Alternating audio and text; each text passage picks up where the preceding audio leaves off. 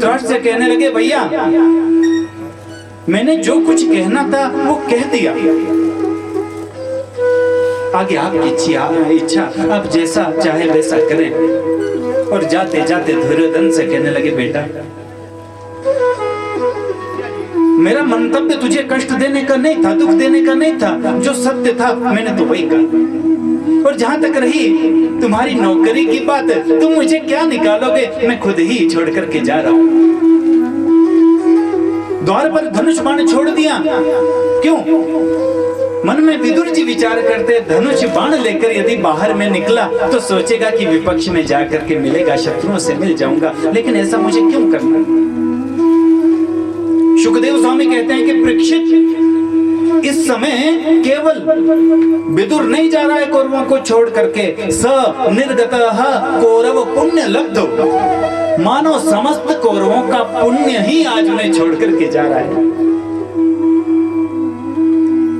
अपनी कुटिया में आए, नेत्र सजल है, उनकी पत्नी सुलभा कहते हैं, देवी आज तो गोविंद ने बड़ी कृपा कर दी। क्या हुआ स्वामी? अरे आज तो हमें छुट्टी मिल गई, अब चलो कहीं पर्ण कुटी में हम भगवान का भजन करेंगे, कीर्तन करेंगे। बस दोनों गए गंगा के तट पर, एक पर्ण कुटी बनाई, कदली का बड़ा बगीचा, जहां केले होते ना, कदली मानो केला, बड़ा बगीचा लगाया। नित्य प्रति सेवा करने लगे, भगवान का भजन करने लगे, अन्न का परित्याग कर दिया। सज्जनों 12 वर्षों तक द्वादक्षरी मंत्र का जाप करते हुए एक ही स्थान में, जो भगवान का भजन करता है एक ही स्थान पर रहता है, उसे भगवान का दर्शन होता है, ऐसा लिखा है सदग्रंथों में। तो 12 वर्ष हुए सज्जनों विदुर और सुलभा को, भगवान का भजन करते हैं, कदली केला खाते, फलाहार ही करते हैं, भगवान के गुणानुवाद करते हैं। जब समय व्यतीत हुआ, इधर कृष्ण भगवान शांति दूत बनकर के आए, आप सभी जानते हैं कथा। विदुर ने देखा कि पूरी जो नगरी है, नगरी बड़ी सजावट हो रही है। किससे पूछा, क्या? बोले तुम्हें मालूम नहीं, श्री कृष्ण भगवान आने वाले हैं। गदगद हो गया, प्रसन्न हो गया विदुर। जाकर के अपनी पत्नी से कहने लगा, देवी मैंने तो सुना था महापुरुषों के मुखारविंद से, 12 वर्षों तक जो तप करता है, उनका जो नाम गुणानुवाद करता है, उसे भगवान का दर्शन होता है। और मुझे लगता है देवी आज श्री कृष्ण भगवान दुर्योधन के लिए नहीं बल्कि हम पर कृपा करने के लिए आ रहे हैं। सुलभा गदगद हो गई, प्रसन्न हो गई, हमारे गोविंद आ रहे हैं। स्वामी क्या आपका परिचय है उनके साथ? बोले हाँ परिचय तो है, नित्य प्रति मैं नेत्र बंद करता हूं, उनका जब ध्यान करता हूं तो मुझे चाचा जी बोलते, मुझे चाचा जी बोलते। अरे नहीं, आपका शरीर से कोई संबंध परिचय है?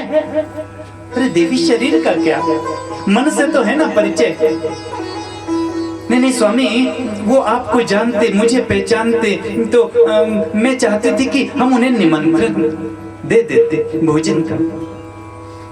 नहीं देवी ये संभव नहीं है। अरे यही बहुत है कि हमें उनका दर्शन हो रहा है, हमारा जो तप है वो तप सफल हो रहा है, हम उनका दर्शन करने जाएंगे, लेकिन इस समय उन्हें हम घर में नहीं बुला सकते।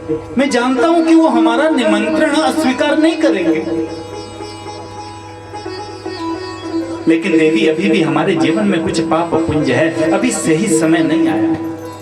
जब सही समय आएगा, उचित समय आएगा, तो हम गोविंद को जरूर बुलाएंगे, अभी नहीं।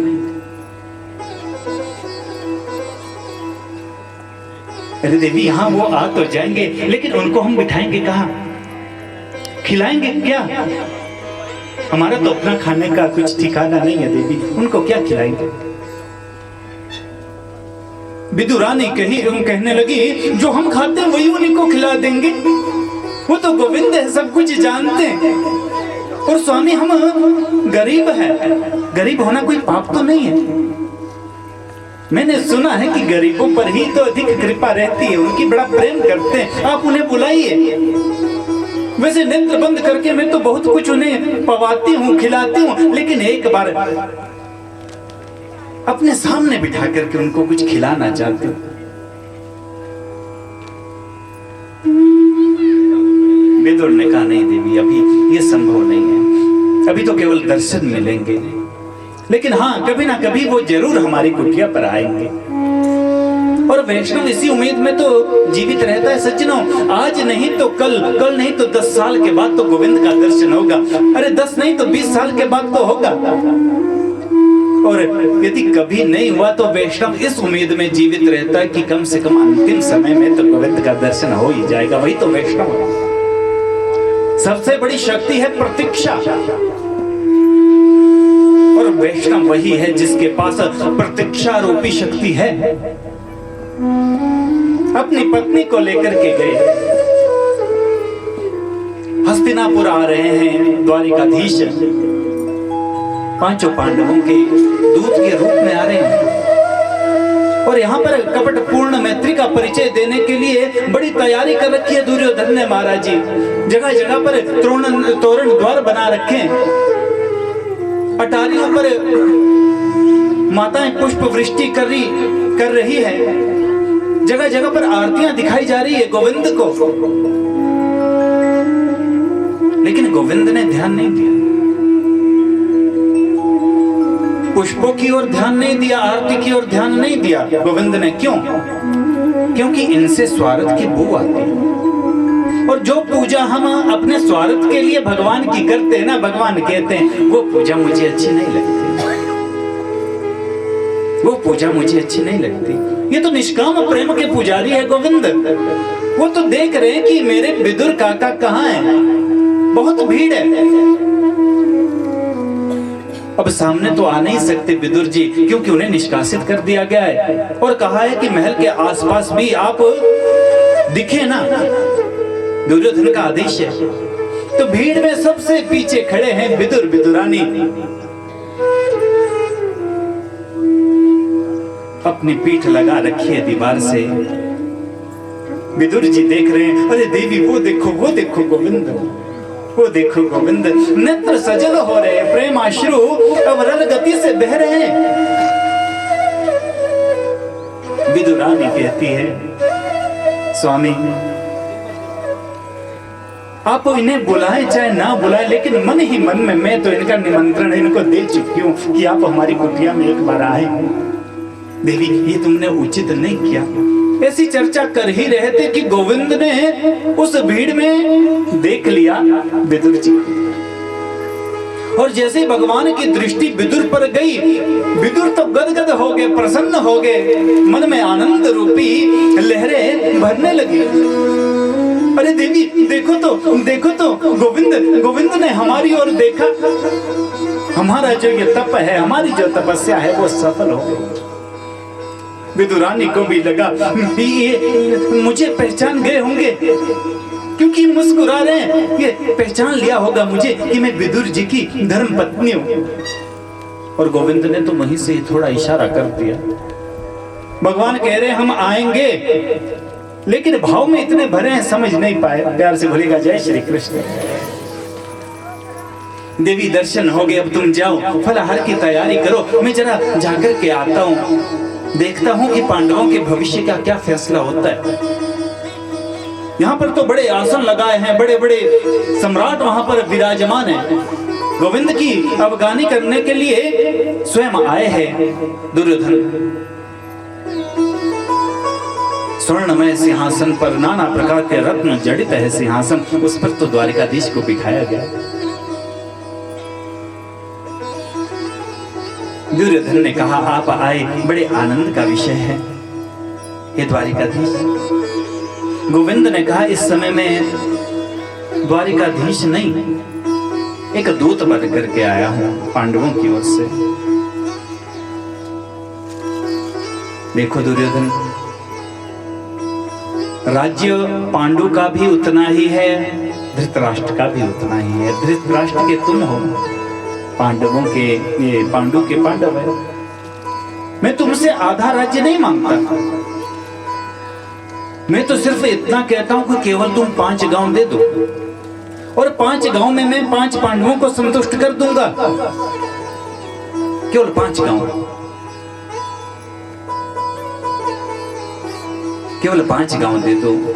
लेकिन दुर्योधन तो क्रोध में भर गया, कहने लगा महाराज जी 5 गांव शुच्यग्रे नेवदास्यामि बिना युद्धेन केशवा, बिना युद्ध के सुई की नोक के बराबर भी भूमि में नहीं दे सकता।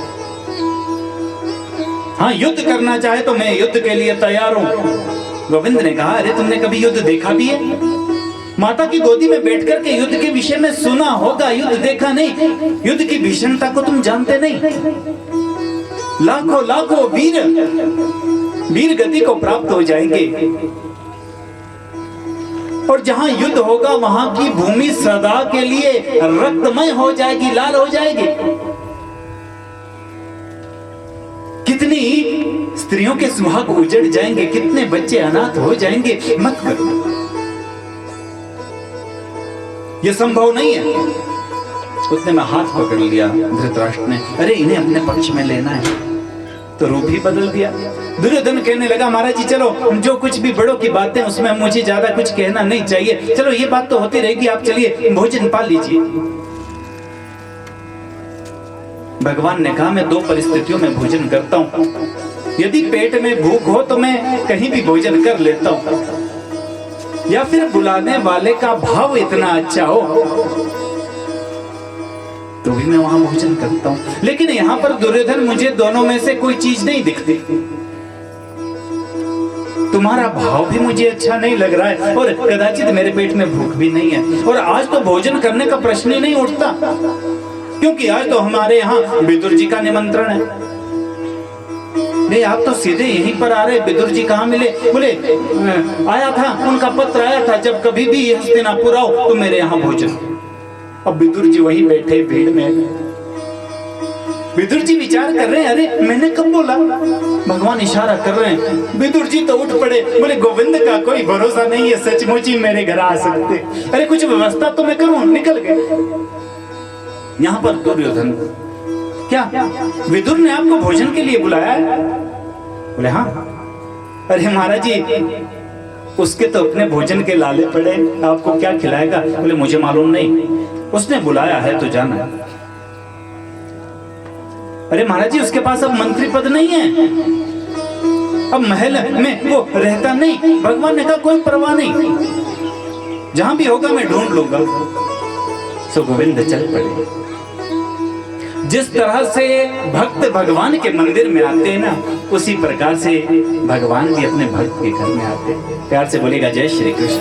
चरण पादुकाएं नहीं पहने, नंगे पैर गोविंद आ रहे हैं। और विदुर के यहाँ जिस समय पहुंचे उस समय सुबला विदुरानी जो थी, सुलभा जिनका नाम था, वो स्नान कर रही थी।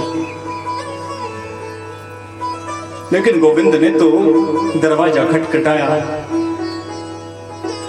अरे दरवाजा खोलो, जल्दी खोलो, बड़ी भूख लगी है।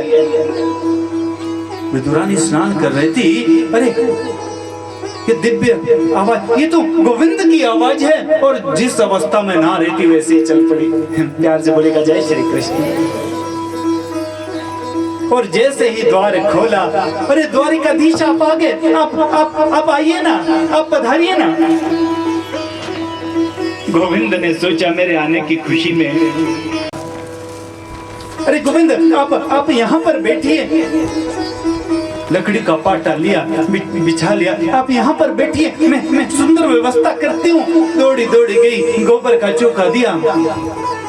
गोविंद ये जगह ठीक नहीं, आप यहाँ पर बैठिए। फिर पट्टा बिछा दिया, यहाँ बैठिए। नहीं गोविंद आप यहाँ भी अच्छे नहीं लगते, मैं यहाँ पर व्यवस्था करती हूँ, आप यहाँ पर बैठिए। ऐसे करते करते पूरे घर की परिक्रमा करा दी। प्यार से बोलेगा जय श्री कृष्ण। पूरे घर की परिक्रमा करवा दी, और घर के एक कोने में वो जो पट्टा था वो बिछाया भी तो उल्टा। बैठिए, प्रेम में भरी है। गोविंद भी बड़ा नाटक करते हैं, पेट पर हाथ फेरते हुए कहने लगे काकी बड़ी भूख लग रही है, कुछ खाने को मिलेगा? को भूख लगी है, अभी अभी आते होंगे आपके विदुर काका। उतने में मैं कदली के फल लाती हूँ, आप बैठिए तो सही। दौड़ी दौड़ी भाव में गई, केले तोड़ कर केले आई। गोविंद के मुखारविंद को देख रही है, पत्तल बिछाई, वो भी उल्टी रखती पत्तल। अरे प्रेम की तो दशा ही ऐसी होती है सज्जनों, पता नहीं लगता हम क्या कर रहे हैं, किस तरह से कर रहे हैं। ये प्रेम की पराकाष्ठा है। गोविंद बेटे मुखारविंद को बार बार देख रही है, मेरा गोविंद आया है, बड़ी भूख लगी है। और केले के जो छिलके हैं, छिलके को पत्तल में रख दिया और जो फल है उसे कोने में फेंक रही है। पाओ ना गोविंद, पाओ ना गोविंद, बड़ी भूख लगी है। अब गोविंद छिलके ही खाने उन्होंने प्रारंभ कर दिए, छिलके खा रहे हैं।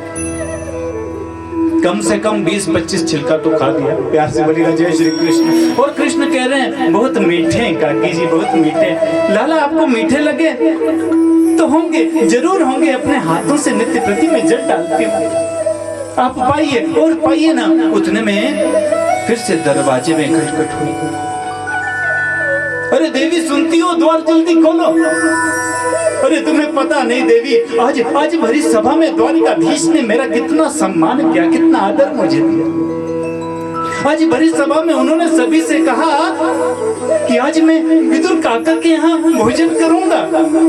और देवी उनका कोई भरोसा नहीं है, वो कभी भी आ सकते हैं। इसलिए मैं तो सीधा गोप बजरिया में गया। देखो थोड़ा माखन लाया है, थोड़ी मिश्री, ये खोए की कुछ मिठाई लेकर के आया हूँ, तुम जरा अंदर इसे रखो, थोड़ी व्यवस्था बनाओ। द्वारिकेश आ सकते हैं।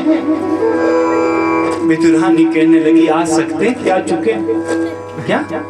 हाँ वो तो कब के आ चुके हैं, भीतर बैठे कह रहे थे बड़ी भूख लगी है, घर में तो कुछ था ही नहीं। तो कदली के फल खा रहे हैं बड़े प्रेम से, बड़ी भूख लगी, आप चलिए। विदुर जी आए, आकर के विदुर जी ने देखा, नेत्र सजल हो गए। कहने लगे अरे देवी तू तो छिलके इनकी पत्तल में रख रही है, फल का ढेर तो यहाँ पर लगा है। मानो तब जाकर के ध्यान भंग हुआ। विदुरानी करने लगी, हे भगवान, इसका मतलब कि अभी तक मैं छिलके ही खिला रही थी, तो आपने कहा क्यों नहीं मानो प्रभु का ध्यान भी अभी भंग हुआ हो। गोविंद ने कहा, हे भगवान, अभी तक मैं छिलके खा रहा था क्या? सच कहूं मुझे पता ही नहीं चला कि मैं फल खा रहा हूं कि क्या। बस मुझे इतना पता है काकी जी जो भी खिला रही थी बड़े प्रेम से खिला रही थी, यही मुझे बड़ा अच्छा लगा।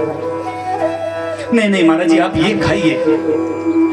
भगवान ने मिठाई ली, मिष्ठान लिया और मुख में डाला और विदुर से कहने लगे, काका बुरा मत मानना, जो आनंद काकी जी के छिलके में था ना, वो आनंद इसमें नहीं, वो आनंद इसमें नहीं। वो तो गोविंद है, वो तो प्रेम का भूखा है सज्जनों, वो तो प्रेम का भूखा है। और अंत में जब भगवान अपनी समस्त लीलाओं को संवरण करके जा रहे थे, उद्धव ने पूछा था भगवान से, आपको तो संसार में सभी लोग भोग लगाते हैं महाराज जी, कई प्रकार का भोग, आप सच सच बताओ आपको सबसे ज्यादा आनंद कब आया भोग पाने का?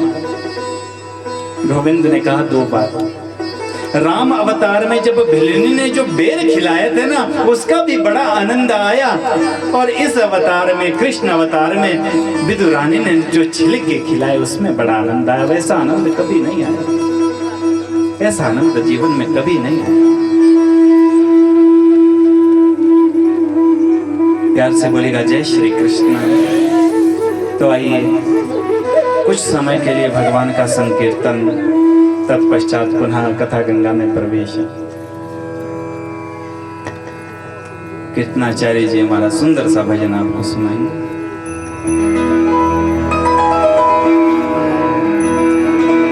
बोलिए वृंदावन बिहारी।